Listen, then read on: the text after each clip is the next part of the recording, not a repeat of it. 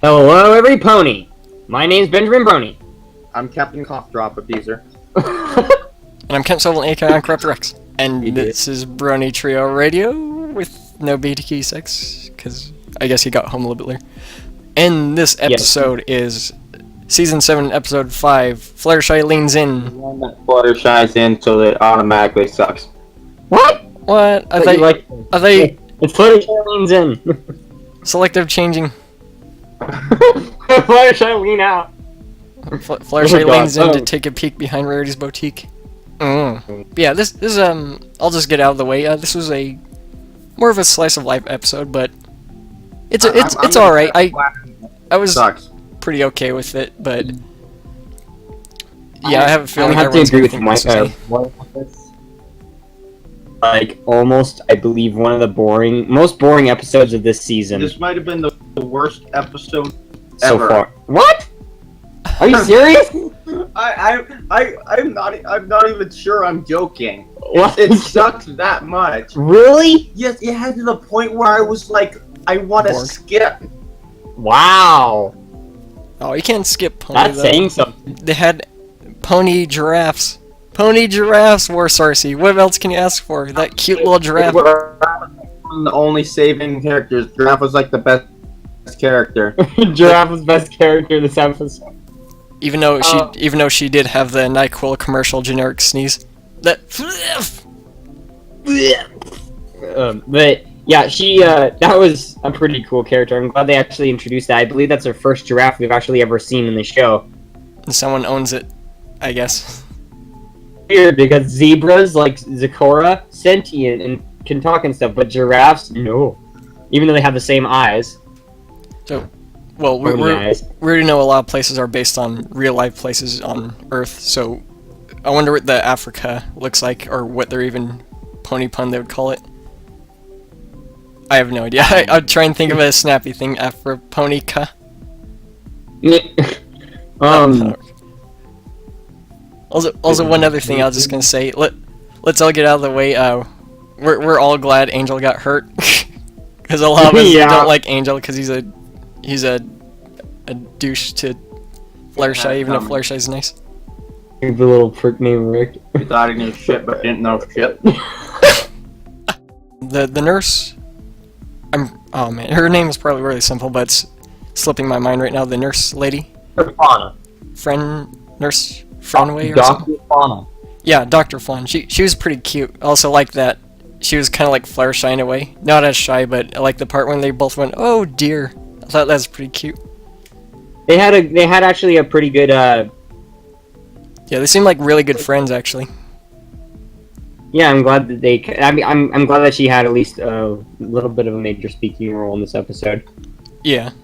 And I said this to Benjamin before when we were talking the other day, but she kind of reminds me of either Screwball, that one doctor in the episode where Read It and Weep, where Rainbow Dash was trying to steal that book of the Daring Do, and she was the one barking, going, "Ruh, ruh." And the guy's like, "Get back in the hospital." She kind of looked like her, but I'm pretty sure that wasn't her. She just kind of reminded me of the way she looked. And sorry if I'm keeping you guys, but one of the other things that I liked how absurd of FlutterShy was in this episode, because she was so ambitious about doing this that everyone was kind of getting in her way. I loved that. I know, I love seeing the side of her when she's doing it for like something that she loves. I like that side of her.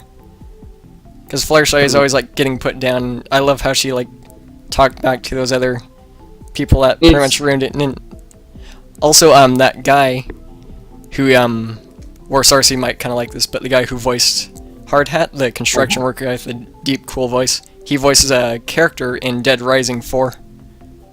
Not Frank West, of course, or the main character, but just as a side character. I can't remember his name right now, it's escaping me, but I'll probably pop a picture and info of him. But Well, Dead Rising 4 kind of sucked anyway, so. This episode was a classic case, like cartoon episode where the people that you're trying to ask help do you a favor and stuff think they know best, and then they take the liberty to do the things that they think you'd like, and it just turns out all wrong. I believe that's one of the main reasons why this episode's so lame, kind of. so overused. Yeah, bog standard kind of. You know, the usual. The episode for cartoons. Yeah. But I did like the whole time how FlutterShy was acting. It's pretty cute. I know I know they didn't have enough time to get feedback for it, but it seems like Pinkie Pie deliberately didn't talk that much. Because I know a few people said she was irritating the last episode. I feel like in that short amount of time, like, well, we made a Pinkie Pie a little bit irritating, so let's make her quiet in this episode. Well, I liked her a lot in the last episode. Well, I liked her too, but I'm pretty sure a lot of people thought she was irritating. So they deliberately didn't make her talk. I thought this episode was alright overall, so, you guys? Okay. I'd like to say a few things. Turn can do into can did. Bet on yourself in every drop, and high five yourself. I don't know, I'm just reading a cough drop rapper because I really, at this point, there's nothing much to say to that, but... You're that disinterested in this episode? Or something. And in the best actual characters, the most interesting were the ones at the end that didn't say shit. I think Starlight really saved the episode. Starlight, yeah, I know. I thought that she wasn't going to be in this episode, but she did. She's going to be in everyone casually in the background. Slowly invade. Just like how she was taking over her village, she's going to take over the entire series. I'd be kind of okay with it. I'll let you enslave me, Starlight. No context. Don't take it out of context. Also, And then there was a freaking knockoff Applejack, too. I actually did kind of like the three ponies, the ones that each of them thought would be good workers. I mean, they weren't. I mean, I did like the construction worker. I thought he was cool, but they're all probably gonna be one-off, unfortunately. And it's kind of funny. The cowgirl that Applejack got for her was pretty much acted like Applejack, but different shade of hair and color. Or Applejack in disguise. I actually got a cute little tidbit for that.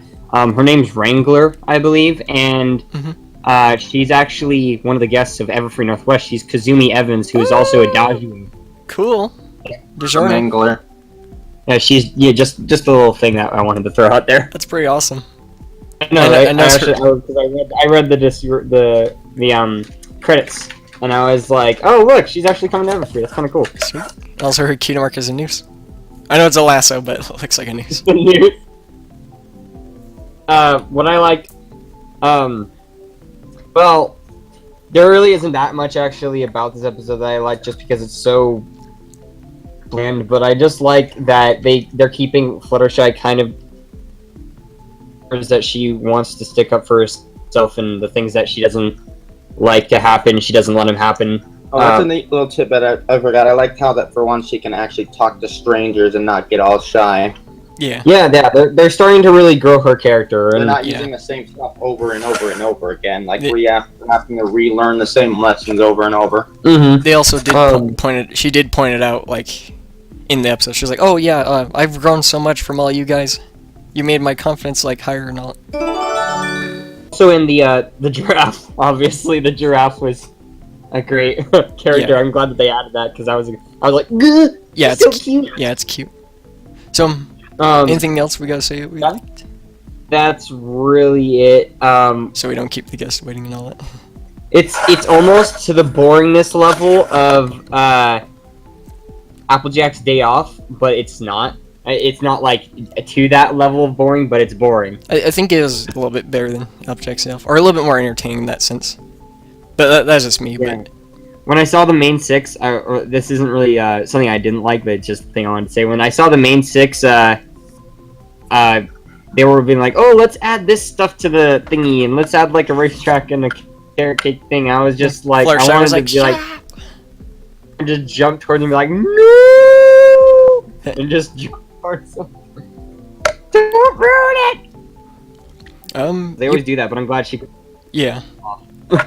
You pronounced. Wow, they actually did that. Yeah, a lot of that stuff, or most of the stuff, I agree with you guys that you just said. So this episode was a little bit slow, but I didn't hate it.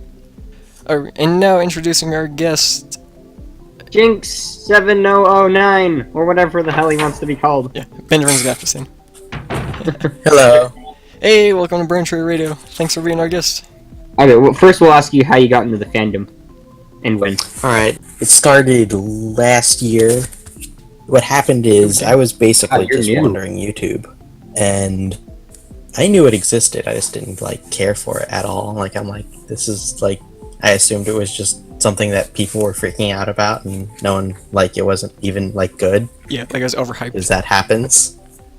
A lot. And I found this reviewer, Mysterious Mr. Enter, and I basically just kind of, like, watched all his stuff, and he was just, like, critiquing stuff, and, like, I basically found out that he watched the show. I'm like, wait, that destroys basically my perspective on it. And then I just watched a couple episodes, and I'm like, oh, this is good.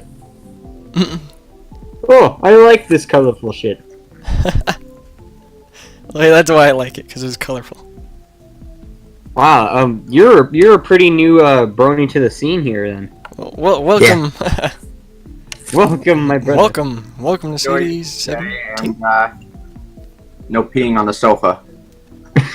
No poop in the rug. Unless you have a good reason for it. No pooping in the rug.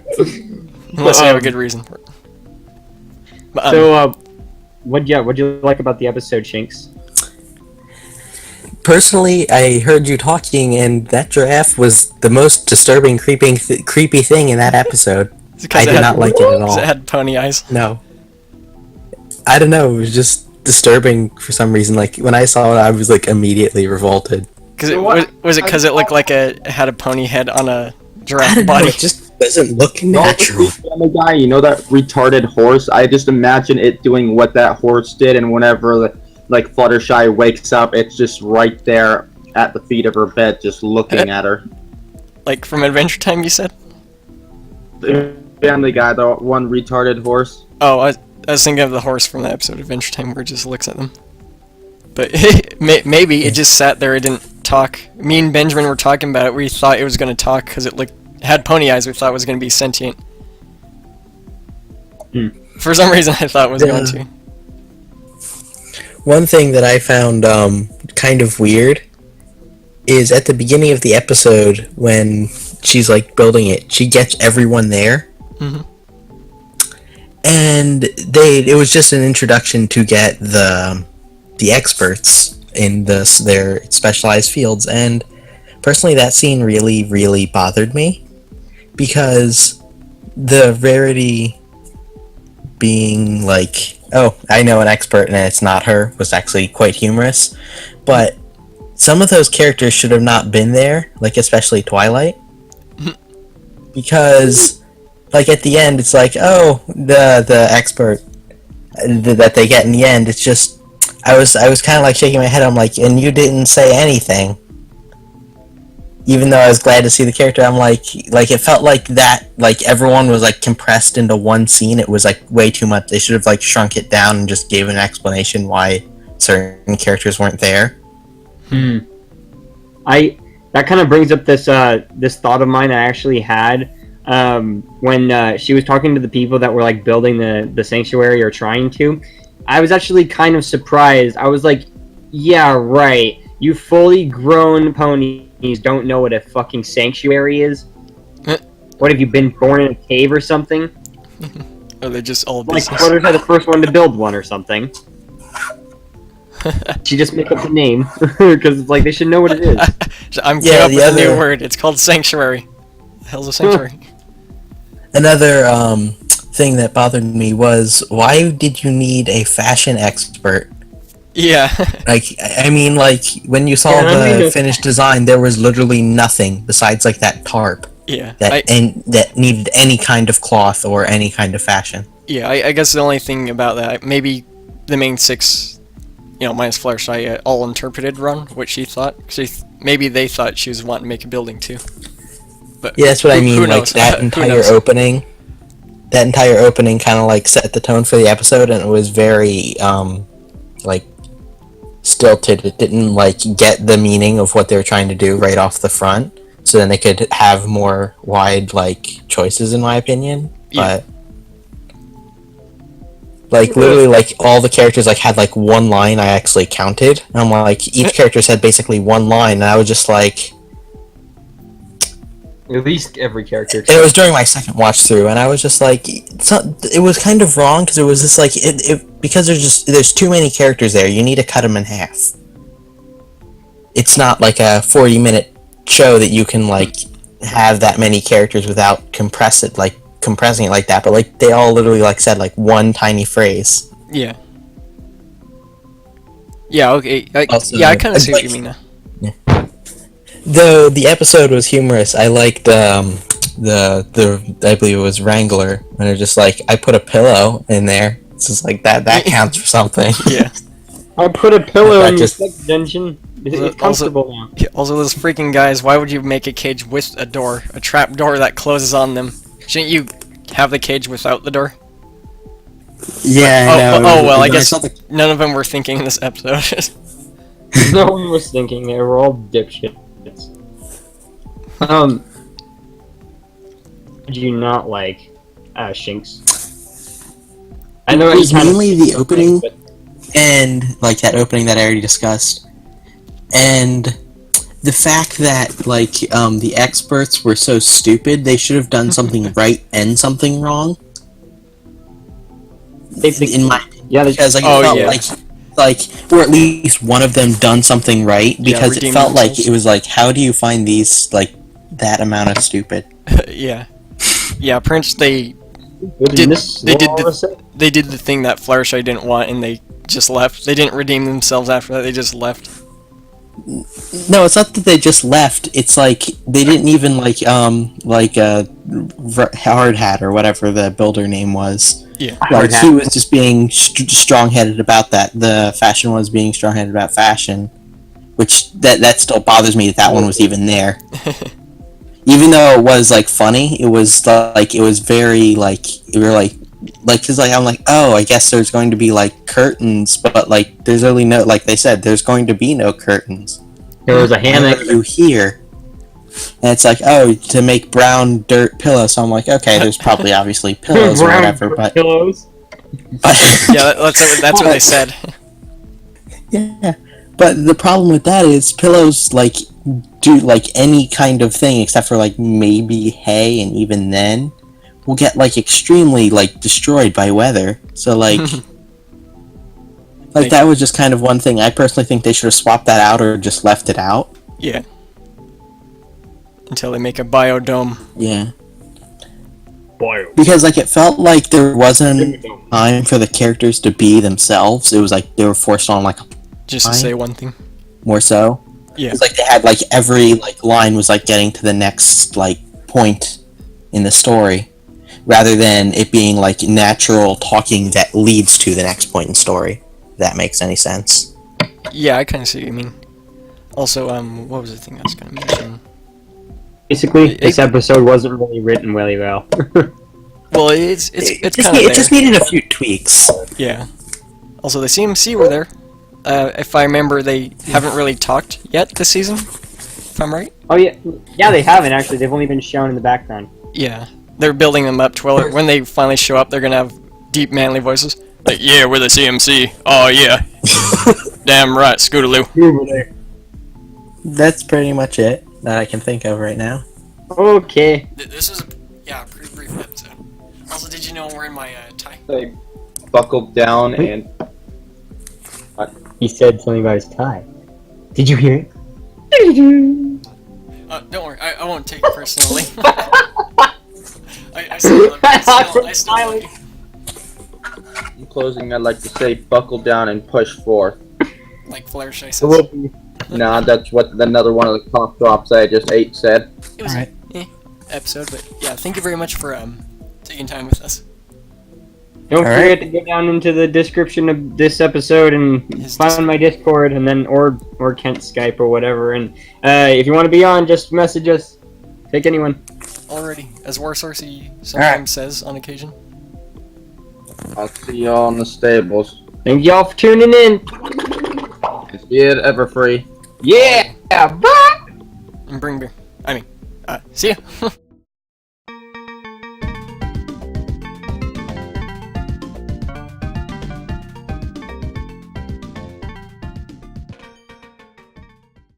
Feel the weight of sadness.